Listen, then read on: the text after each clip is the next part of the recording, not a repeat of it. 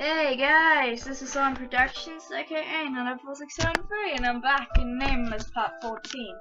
Just gonna continue, not gonna do anything else. What kind of tea is this? It's made in Banjul. Oh, right, I'll drop by a cafe today. Oh, will you? I've never been to the place Tay works at. I asked Soy and Shinbi to go, but Shinbi was too busy. Should I have told Soy it's the cafe Tay works at? Then Soy would have headed to the cafe before school even finished. It smells good. What is this tea called? Congo Bango. It's the best-selling tea. He smiled softly at the scent of the tea. I felt calmer after drinking the warm tea. I never thought I could feel this calm in the morning. My honey, there's nothing about those sweet tea leaves to love. Yuri interrupted my piece like the devil.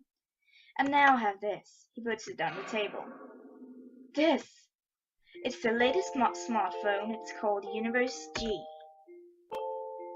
Universe G? It sounds like some villain slayer. Aren't you amazed by my sensibility? No, this is what a true gentleman does.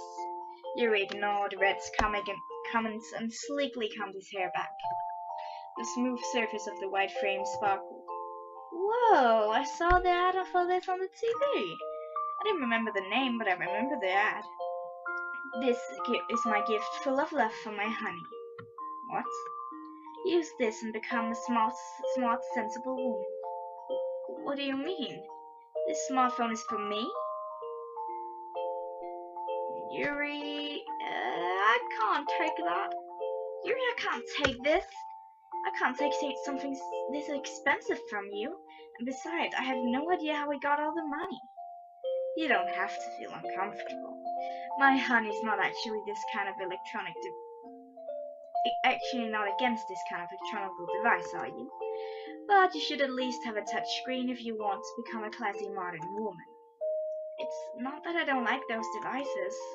Then what does my honey want? I'll make a note of it next time I choose a present, so tell me. But I want you to take this first. It pains me to watch you use that crappy old phone. I was thankful that he cared to give me a gift, but there was a reason why I couldn't take it. There's no reason for me to get such a big gift from you. A chocolate or something small would have been different, but not a smartphone. Of course there are reasons. My honey's our owner. I do not want to see my owner open and close an old folding phone or something as shameful as that. I lost words after hearing what Yuri said. I did feel thankful that a doll would care about me this much. It's not a big deal. Oh, right. Someone like Yuri who gets an expensive pair of shoes for free, this wouldn't be such a big deal. What's the problem here? I can't understand. You won't understand no matter how much I explain. You have pretty eyes. You won't know since you always give and take expensive gifts like they're nothing. You wouldn't know what these gifts mean to a normal person. Yuri's smartphone was expensive, but it didn't entail as much care. A lady should just take what she gets. She has to enjoy the love and power. Then I have one condition. Honey's picky. I do find that quite attractive, though. I'll use it if you promise to buy smartphones for the rest of the boys. Why would I spend my money on other men? Never mind if you don't want to. Here, take it. I won't take it as a gift. I'm happy with the one I'm using anyways. Yuri thought seriously for a moment. I do not want to receive anything from that insect. Lance laid down his spoon and spoke. But if everyone has smartphones, wouldn't it be more comfortable? We can stay in contact. If Yuri was to spend money, shouldn't we help Lance? Lance didn't say anything. I want one. Everyone in my class keeps on asking for my number. I was sorry I couldn't tell them. Yeah, and we have smartphones. We can video chat. Wow, so I can look at Master's face. Creeper. What? We can talk on the phone while seeing our friends' faces? Red suddenly stopped eating and stood up. I thought he was too busy eating. He must have been listening the whole time. Friends. Well, yeah, that's how it goes. Then I want one. I'll be able to communicate constantly with Yellow and the Commander. Then we'll have to use that smartphone thingy to have strategy meetings. We'll be 10 times as strong. I Yeah, I guess so. I nodded and pretended to agree with overly excited Red, since everyone has to agree in order to get smartphones. These poor souls getting left behind civilization. It won't be so bad for me to help. I've learned to ignore Yuri's such words. Alright, I get it, if everyone wants one. I never said I wanted one. I will do my best to help. Now, do you feel brave enough to use this smartphone? Yuri caught Lance's words and stared at me. Well, if you're willing, thanks. Ha, good. Now let's get a cab and go to school, darling. I don't want to. Yuri's been trying to convince me to go to school with him. I'm already used to his tricks.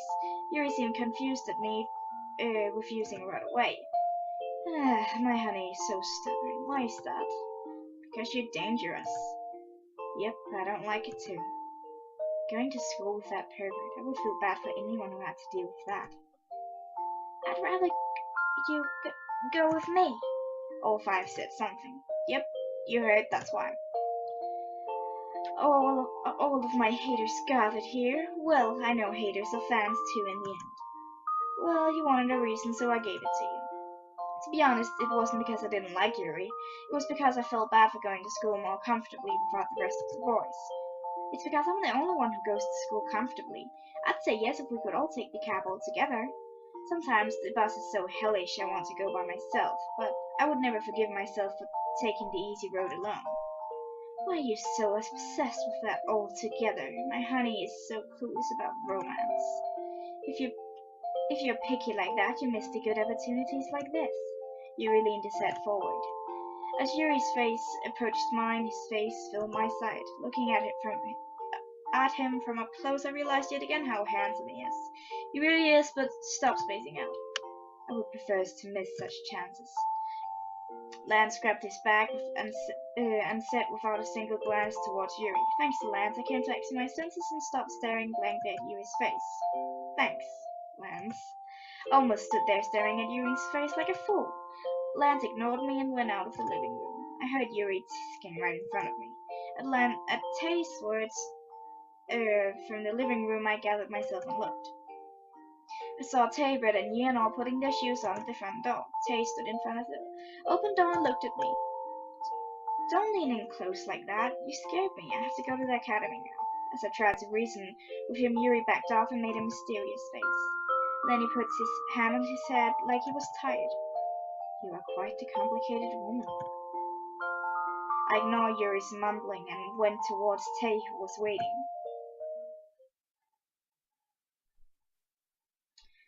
Yes, this is the thigh bone and this is the shin bone. For your information, the thigh... Ugh, I despise those FYI.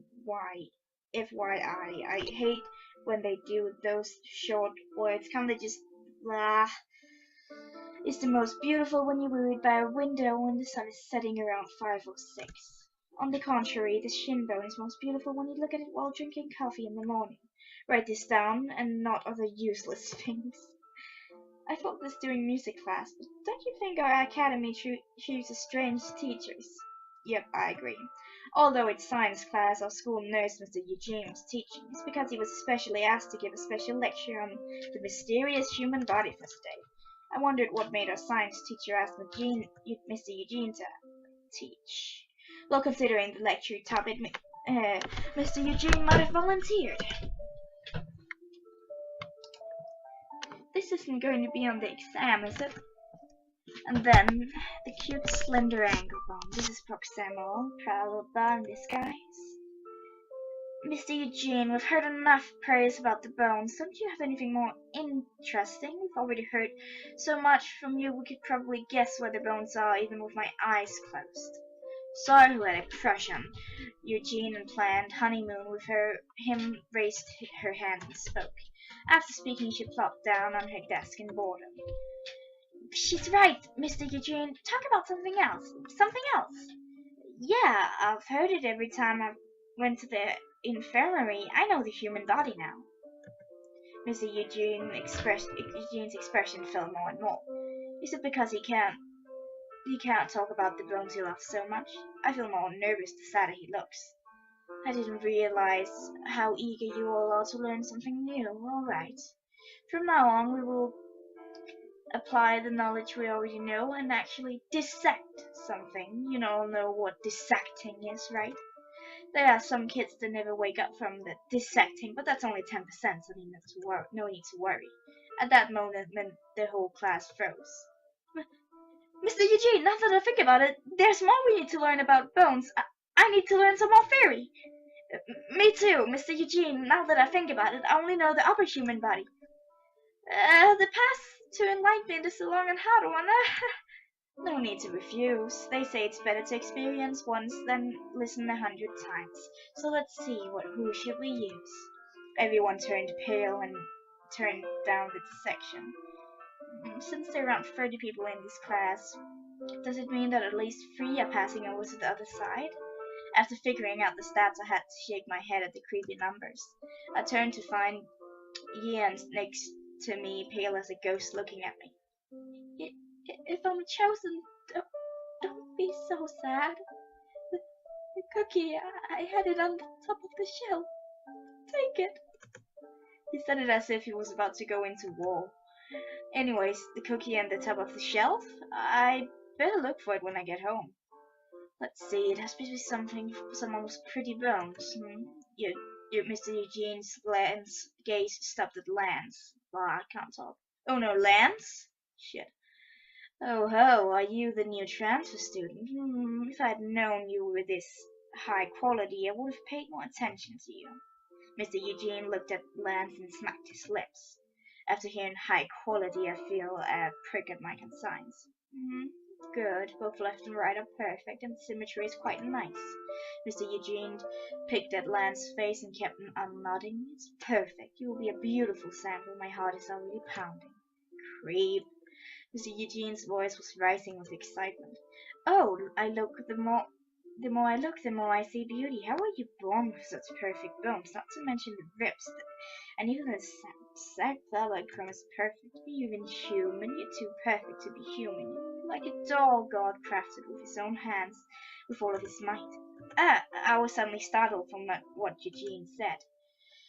Hey, you over there, come up front. Feel honored that I'm in a great condition today. Days like this don't come often. Today I'll have the top 3 dissecting experiences of my life. I absolutely refuse. Mr. Eugene! Zoe raised her hands in a flash. Oh, I have a request. What does she mean by a request? No way, is she trying to save Lance? I thought that maybe in a long time, not for the first time, we'll see Zoe act like a true class president. I have a request. What is it? You just said Lance's ribs and sacrum are beautiful. Yes, I did. You're talking about bones, right? Of course. But Lance is wearing his uniform. What's that got to do with anything? That means you can see beneath the uniform and see his bones. In short, you can see through things, so I have a request. Share your eyes with me. Oh, please pass on the secret. I want to see too. I thought the cut line for Academy was pretty high. It is. Well, I feel like that's been changed nowadays. I actually agree. Hey, why aren't you coming up? Mr. Eugene ignored Zoe's words. His eyes were still persistently sparkling towards Lance. Mr. Eugene, wait! I will. Ian suddenly stood up. I will do it instead. So don't torture my friend Lance, please. No, Ian, don't volunteer. It's dangerous. Hello, chick. I can't watch this without crying. Mr. Eugene strode towards Ian and stood in front of him. You have thin bones. Are you still going through puberty? But the figure's there. The balance is good too. This is quite interesting too. I almost want you as sample. I want those bones over there, but yours aren't bad either. His eyes looked crazed. Now you have a rare charm. One of you is definitely going to be my specimen today. I haven't had such a happy, worrying ages. His glasses genuinely sparkled. If both refused, they were dragging him away. Lance and Ian would be in danger if I stay still. And I have to end this episode here. Bye.